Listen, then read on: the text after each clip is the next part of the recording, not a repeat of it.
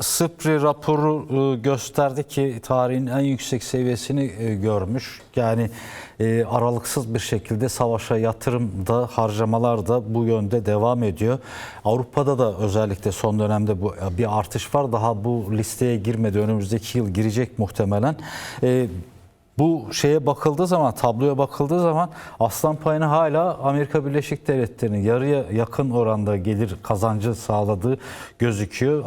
Diğer dev şirket ülkelerde, Çin gibi ülkelerde akabinde geliyor. Sen bu tabloya baktığın zaman durumu nasıl görüyorsun, nasıl değerlendiriyorsun? Küresel ölçekte toplam silahlanma geliri tarihin en yüksek seviyesine ulaştı deniliyor ki keza bunlar da resmi rakamlar, bir de gayri resmi rakamlar da var kuşkusuz. Tabii bunlar 2024'e ait bir rapordan bahsediyoruz. 2024'e ait dünya toplam silah ticareti 679 milyar dolara kadar yükselmiş durumda. Askeri harcamalar, bunun özellikle izleyiciler açısından ayrımını yapmak lazım. Askeri harcamalar bunun çok çok daha üstünde. Yani dünya çapında bilebildiğim kadarıyla 2,5 trilyon dolara yakın bir askeri harcama toplamı var. Bu sadece silah ticareti diye tanımlanan ve 2024'e ait olan rakamlar. Muhtemelen 2025 yılında yine rapor çıktığında benzer cümleleri koyacağız. Tüm zamanların en yüksek rekoru elde edildi gibi bir cümle kurmaya devam edeceğiz. Bu 2026 ve sonraki yıllar içinde devam edecek. Yani şunu söylemeye çalışıyorum. Dünyada giderek devam eden bu 3. Dünya Savaşı konseptinde devam eden bölgesel çatışmalar, dünyanın yeniden paylaşımı konusundaki farklı ülkelerin de üstlendikleri roller, savaşların da giderek daha fazla büyümesine sebep olacak ve yaygınlaşmasına sebep olacak. Ve dünyada belki de bu Çehov'un o şeyi vardır ya, ünlü lafı vardır. İlk sahnede duvarda tüfek gözüküyorsa son sahnede mutlaka patlar diye. Bu kadar büyük silahlanma elbette ki büyük savaşlarında kapısını araladığı bir gerçek. Şimdi bu çerçevede aslında dünyada ABD'nin bütün silah ticaretinin %50'sini kapsıyor oluşu yeni bir bilgi değil. Geçtiğimiz yıllarda da böyleydi ve bu liderlik pozisyonu ABD açısından değişmiyor. Ve dikkat edin, ABD aynı zamanda dünyadaki savaşların da bir çeşit koçbaşı rolü oynuyor. Yani dünyada bölgesel savaşların geliştirilmesinde, ortalığın karıştırılmasında, halkların birbirine düşürülmesinde ABD hala güçlü bir rol oynamaya devam ediyor. Tabii arka planında da bu silah ticaret denilen faaliyet giderek de gelişerek devam ediyor. Türkiye açısından bakıldığında Türkiye'nin toplam silah ticaretindeki geliri 10 milyar 310 milyon dolara kadar yükselmiş durumda. Geçtiğimiz yıla, yani 2023 yılına göre kıyaslandığında da 2 yeni firma eklenmiş buraya. Siz haberde belirttiniz Baykar'ın pozisyonunu. Bunlar da Roketsan ve MKE, yani Makine Kimya Enstitüsü ve Roketsan ilk yüze giren, yani dünya ticaretindeki silah ticaretinde ilk yüze giren yeni şirketler Türkiye açısından. Bunların da toplamda gelirleri Roketsan açısından 1 milyar 300 milyon dolar, MK açısından da 1 milyar 210 milyon dolar. Yani biri 87. sıradan, biri diğeri de 93. sıradan girmiş. Tabii burada Baykar'ın kayıpları önem taşıyor. Baykar'ın kayıplarının sebebi evet bir boyutuyla Ukrayna'daki savaşta bir gevşeme halinin ortaya çıkması. Ama diğer yandan da şu gerçeği de dile getirmekte fayda var. Baykar'ın üretmiş olduğu Bayraktar silahları biliyorsunuz HPG tarafından kuş gibi avlandı. Yani yaklaşık olarak bu son 1-2 yıl içerisinde kolaylıkla düşürülen SİHA'lar haline dönüştü bu. Ve bu da büyük ihtimalle Baykar'ın üretimlerini bir anlamda kötü reklama oldu. Yani bu açıdan da bakmakta fayda var. Yani Biz Ertuğrul dosyada Baykar'ın- bahsetmedik ama şeyi de hatırlatalım izleyicilerimize. Yani Baykar işte Ukrayna'da bir üretim tesisi de oluşturmuştu. Düzenli olarak üretimde bulunması amacıyla bu Ukrayna-Rusya savaşında. Tesisin üretime hazır hale geldiği gün Rusya tarafından yerle bir edilmişti o fabrikada. Onu da hatırlatmakta fayda var. Evet, tabii. Ya bir de şu gerçekten bahsetmekte fayda var. Bu son Yunanistan Savunma Bakanı'nın yapmış olduğu açıklamaları da dikkate aldığımızda Türkiye'deki silahlanma aynı zamanda başka ülkelerin de silahlanmasını tetikliyor. Evet. Şimdi Yunanistan'da anlayabildiğim kadarıyla bir Aşil Kalkanı diye bir füze sistemi oluşturmaya çalışıyor. Adaları füzelerle donatmaya çalışıyor ve gerekçesi de aynı zamanda NATO ülkesi olan Türkiye'nin kendi üzerlerinde tehdit oluşturduğu noktasında. Yani bu açıdan bakıldığında dünyada halkların birbirine düşman edilmesi, bu denli silahlanmanın fazlalaşması başka ülkelerin de silahlanmasını beraberinde getiriyor. Tabii bundan büyük oranda silah tekelleri büyük kazançlar sağlıyorlar. Ama diğer yandan dediğim gibi bunun getireceği olumsuz sonuçlar tabii ki yer yerde çatışmaların patlak vermesi şeklinde kendisini gösteriyor.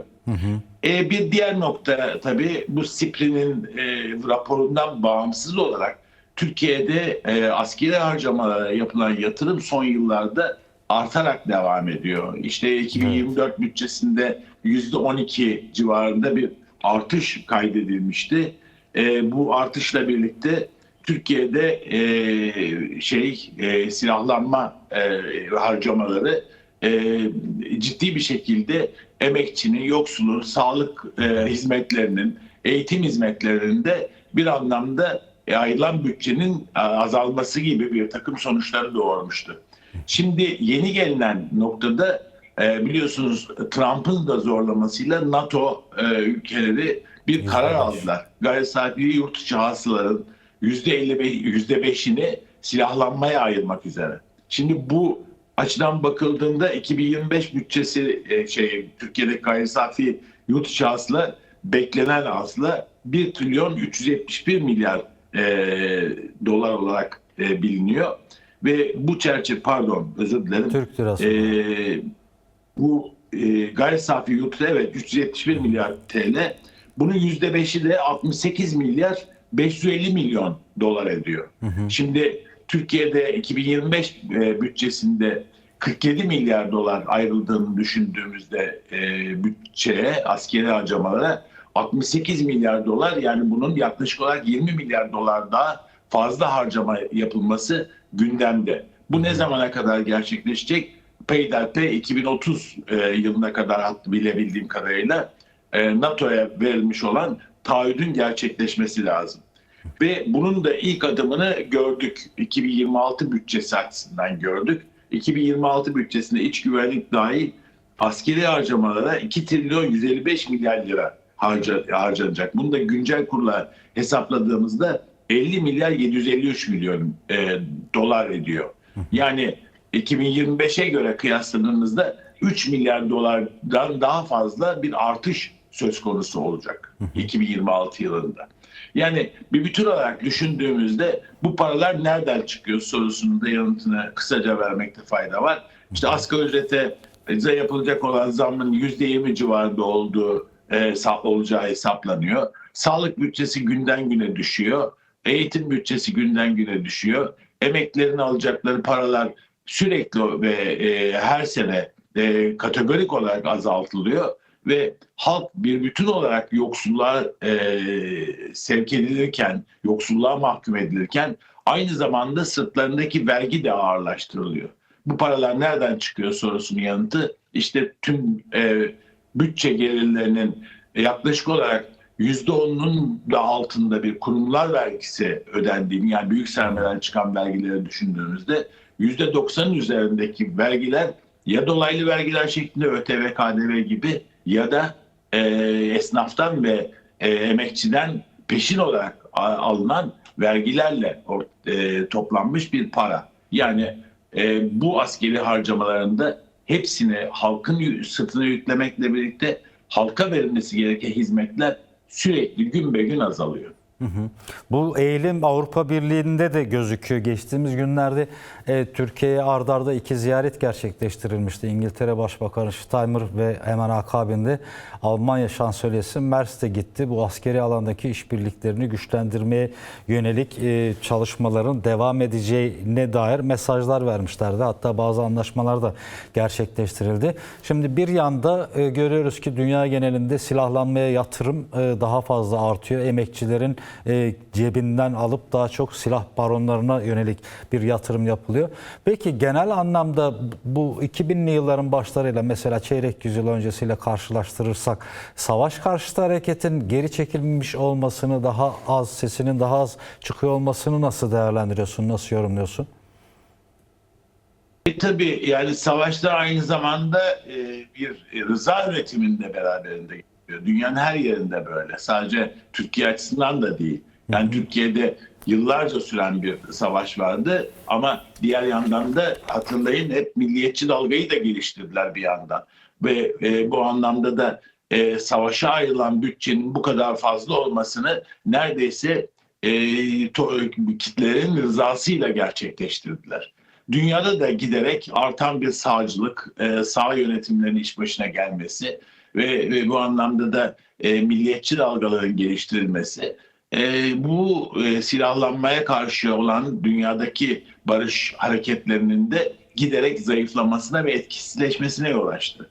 Ama şimdi bir bütün olarak bakıldığında hakikaten dünyada giderek sosyal harcamalar azaltılırken askeri bütçelerin arttığı gerçeği göz önünde tutulduğunda işsizliğin, ekonomik daralmanın silah sanayi dışında giderek daha da arttığı düşünüldüğünde halk kitlerinin de aslında bence dünya çapında bir dur noktasının olacağını düşünüyorum. Yani bu barış ve silahlanma karşıtı hareketlerin bir süre sonra yeniden canlanacağı ve bu anlamda düşünüldüğünüzde savaş karşıtlığının giderek güçleneceğini öngörmek çok zor değil. Peki ben burada şunu da sorayım. Zamanımız daraldı ama benim mesela dikkatimi çeken bir nokta var.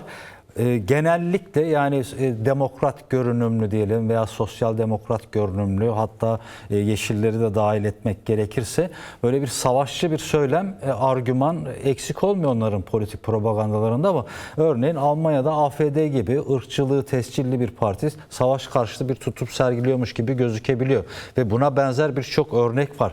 Yani savaş karşıtı olmak, bu savaşların durması, bütçenin savaşa değil de emekçiye, çalışana, sağlığa, öğrenciye, çocuklara yatırılması konusunda esasen sol ve sosyalist güçlere, devrimci demokrat güçlere görev düşmüyor mu? Bu bağlamıyla bu paradoksu nasıl görüyorsun? Bu bilinçli olarak yaratılmış bir tezgah mı? Nasıl değerlendiriyorsun? Son olarak da bu soruyu sormuş olayım Ertuğrul. Ya açıkçası bu sağ dalga şeyi de etkiliyor. Dünyadaki geçmişte demokrat gibi gözüken, zaten sen de görünümünde diyorsun. Yani Evet. Yeşiller eski Yeşiller değil, sosyal demokratlar da Avrupa'da eski sosyal demokratlar değil. Bunlar giderek taban kaybettikleri için sosyal politikaları savunarak işte bilmem barış hareketlerine destek vererek taban kaybettikleri için giderek bir biçim ve kabuk değiştirmeye başladılar geçen yıllar içerisinde. Ve bugün geldiğimiz noktada dünyada aşırı sağın gelişmesine paralel olarak bu demokrat görünümlerde giderek sağa yatmaya başladılar. Yani bu aslında mesela Türkiye'deki Cumhuriyet Halk Partisi'nden de örnek vererek bunu izah etmek mümkün. Düşünün Türkiye'de Cumhuriyet Halk Partisi sosyal demokrat görünmesine rağmen tezkerelere direkt oy veren, tezkerelerin geçmesi, savaş tezkerelerinin geçmesi için oy veren, işte savaş konusunda çok da net bir duruşa sahip olmayan ve oy tabanında giderek sağ seçmenden almak konusunda bir politik zemin arayışı içerisinde olan bir partiye dönüştü yıllar içerisinde. Yani bunun benzeri Avrupa'daki sosyal demokratlar için de giderek netleşmeye başlamış durumda. Ertuğrul, çok çok teşekkür ederiz zaman ayırıp yayınımıza katıldığın için. Ben teşekkür ederim. Kolay gelsin. İyi yayınlar dilerim.